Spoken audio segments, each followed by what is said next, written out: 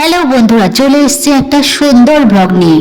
তো কাল ছিল দোল পূর্ণিমা। শুধুমাত্র কালকের দিনটি নয়, আজকের দিনটিও সমগ্র ভারতবাসীর কাছে বিশেষ বিশেষ গুরুত্বপূর্ণ। কারণ এই দিনটিতে সমগ্র ভারতবাসী খুব সুন্দরভাবে হোলি উৎসব উদযাপন করে।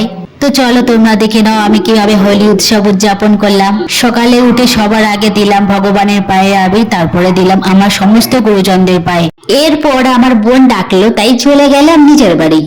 এরপর তাপস নিজের পছন্দ মতো দুটো মুখোশ কিনলো আর নিলাম কিছু পছন্দের রঙের আবির। আর মিষ্টি তো নিতেই হবে, কারণ আজকের দিনটা মিষ্টি ছাড়া অসম্পূর্ণ। এরপর রওনা দিলাম বাড়ির উদ্দেশ্যে। বোনকে ভয় দেখাবো বলে মুখোশ পরে বাড়িতে গিয়েই বোনকে চমকে দিয়েছিলাম। তারপর সবাই মিলে আবির খেলা শুরু করে দিলাম।